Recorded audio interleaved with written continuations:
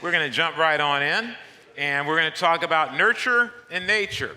You probably heard about this, read about this, maybe you've talked about it. We talk about it in our home sometimes. Is what's the biggest thing that makes an impact on us? Nurture or nature? And there's a great debate that's been going on for a long time. Why do we want to talk about this today? Because it answers the question, this will answer our question today, why anyone can change.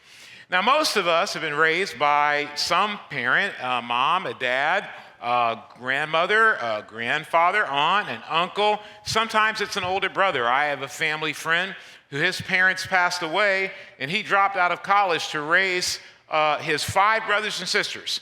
And they went on to be doctors and lawyers, and he waited until they were all set, and then he went back to college to finish. Families come in all shapes and sizes, but the one thing that remains the same is nurture and nature, and we want to talk about that. Why? Again, because anyone can change. One of the things that's put out oftentimes in society, and science is used as a reason for this, is that we all are basically who we are going to be. Some people will say at 3 years old, you pretty much have your destiny shaped. Some people will say at 6 years old, they think your destiny is shaped. I believe it was the Jesuits who said that give me a child by the time they're 7 and we'll make him a Catholic for the rest of his life. So there's all different views on this. What we want to do is we want to look at the Bible, because oftentimes we run into areas of our life, at least I know I do in my life, where I look at things and I go, I'm not sure I can change that. I'm very emotional. I'm not sure I can become emotionally disciplined. I try and then I fail.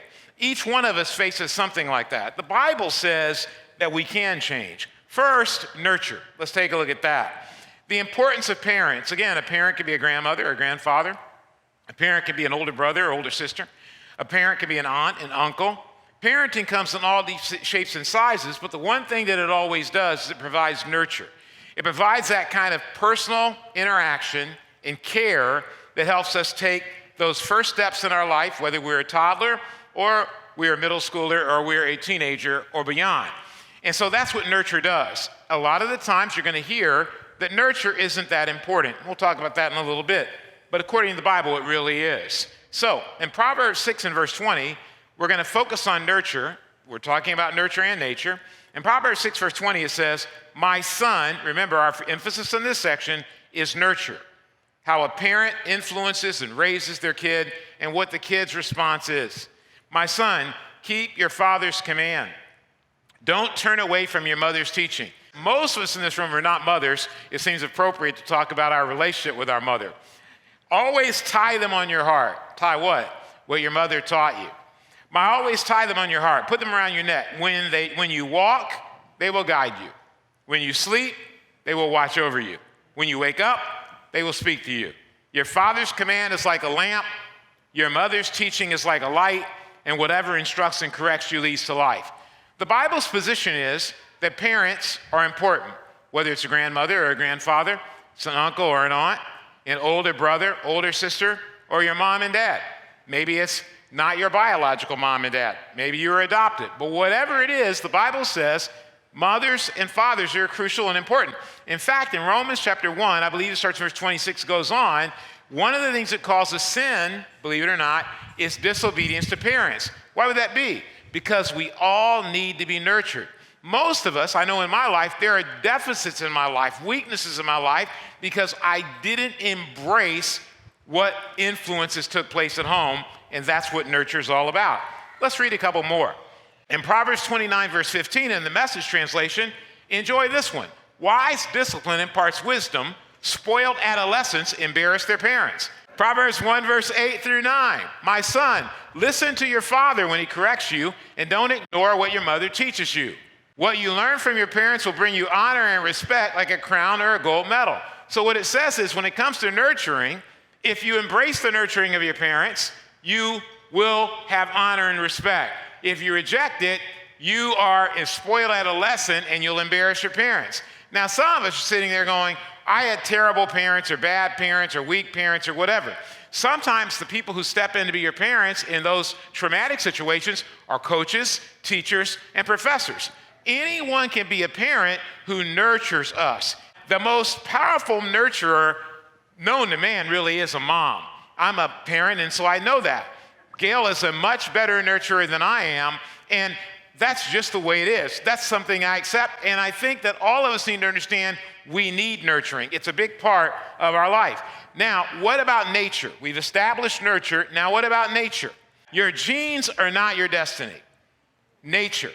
A lot of times we look at our nature and we say, well, I come from a family where nobody went to college. Or I come from a family where no one has ever been an engineer, a software engineer, or been able to be a doctor or a lawyer. And sometimes we limit ourselves based on what took place before. In my own life, my grandmother was a maid initially. Before her, my grandparents, they owned land in Tennessee, but they were under racism. And so they were very limited. There was Native American on one side, African American on the other side, and if you go further back, there's slavery. It's wrong to think that because my great-grandmother couldn't read, that therefore I can't read because she couldn't read. Because what happens is when we define ourselves by our nature, maybe you say, well, my family died, or I had family members die of cancer, or I have mental illness in my family. And we sort of say, this is just going to be my destiny. We have a lot of health problems, mental health problems, physical health problems. We have a lot of difficulty financially. That's going to be my destiny. It isn't. I don't believe that, and the Bible doesn't believe that. Your genes are not your destiny. Do they have an impact? Yes, but they're not your destiny. Let's go ahead and take a look here. Steven Pinker, he's a well-known Harvard researcher, writes a book called Blank Slate. And what he does in this book is he tries to explain, and he's an atheist, so you should know that ahead of time in case you decide to read the book, but it is a good book. He comes out and says, look, what used to take place is people said everybody's a blank slate. God created us as a blank slate, and then whatever happens in our life with our parents and everything, that is what fills in the blank slate. That's what writes in it. He goes, that's not true.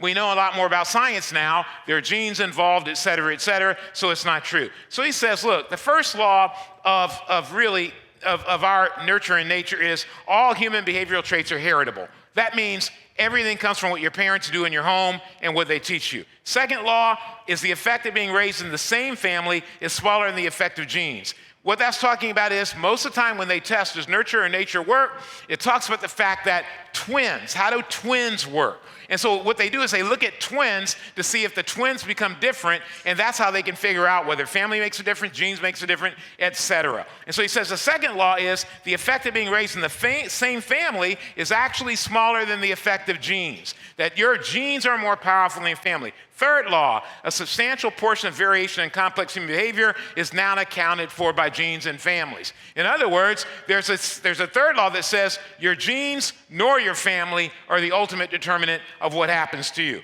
Why do we need to understand all of that? Because Jesus takes a different approach. In John chapter 2, in verse 24, but Jesus, for his part, did not entrust himself to them because he knew all people and understood the superficiality and fickleness of human nature. And he did not need anyone to testify concerning man and human nature, for he himself knew what was in man, in their hearts, in the very core of their being. Jesus is basically saying, I understand human nature, and human nature is not the whole game. Your genes are not your whole game. What happened to your family, what happened to family members is not your destiny. Because someone in your family couldn't play sports, it doesn't mean you can't play sports. Because someone in your family didn't graduate from college, it doesn't mean you can't graduate from college. And because nobody in your family decided to become a Christian, it doesn't mean you can't become a Christian. You're not limited by your nature. This is a huge and important thing because a lot of us, in our minds, we define what we're capable of by looking at either who nurtured us, our family we were raised in, or what our genetics are. And oftentimes when those genetics come to play, we start to think, well, I'm never going to be able to get beyond this. Jesus says human nature is a thing, not a destiny. Now, let's put it all together and get out of this what we want to get out of it, which is what? Faith. Why anyone can change. Why anyone can change. Anyone can change anything. Even health experts will tell you, just because there's cancer in your family, it doesn't mean you're going to have cancer. You can eat a certain way, you can take care of yourself a certain way, and you can decrease that possibility. If you're sitting here today, you need to understand that God did not set it up that your genetics or your environment were going to be your destiny. If you come from a home with trauma, that doesn't mean you have to be traumatized and then traumatize your family down the road. God has set it up. What changes everything is faith.